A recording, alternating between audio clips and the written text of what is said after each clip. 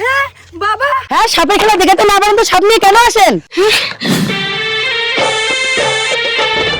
হ্যাঁ সাপের খেলা? হ্যাঁ এই ভিডিওটা তো ভাইরাল যাবেই। বাবা বাবা এখান থেকে পালায় পালায় তো পুলিশ কেস হয়ে যাবে। হ্যাঁ কি হয়েছে? মারে আমি আর তোর বিয়েটা দিতে পারলাম না। বাবা আপনি চিন্তা করবেন না, আপনার মেয়েকে আমি বিয়ে করব। ঠিক আছে, তোমাদের এই ঘটনা তাহলে আমি ইউটিউবে আপলোড করে দিব। আমার ছেলে কিন্তু বাইরে পড়াশোনা করে, 1 মাস পরে বাড়ি আসবে। ঠিক আছে। 1 মাস পর? আজ 1 মাস পরে আমার ছেলে আসতেছে। আমি বাজারে যাচ্ছি, তুমি বাড়িতে থেকো। ঠিক আছে।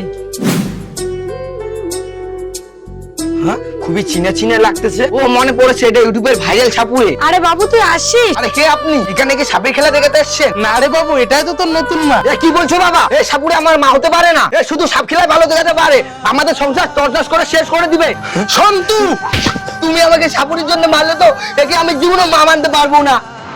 কে তো বলেছে, কেন ওকে মারলে? চুপ করে স্বপ্ন, বাইরে পড়াশোনা করে নষ্ট হয়ে গেছে। বাবা আমাকে মারলো। বাবা রে কাঁদিস না, আজ থেকে আমি তোর মা। না তুমি আমার মা না, তুমি হলে একটা সাপ ধরা। এখনই চলে যাও আমার সামনে থেকে। কিছুক্ষণ পর। বাবা আমি নাইট টিউশনে গেলাম। বাবু দাঁড়া, বাবারে ফিরতে অনেক রাত হবে, তোর খাওয়া দাওয়া করে যা। চুপ করো, তুমি আমার মা না, আর মা আবার কোনোদিন চেষ্টা করো না। পরবর্তীতে কি হলো দেখার জন্য 20,000 লাইক কমপ্লিট করে দাও।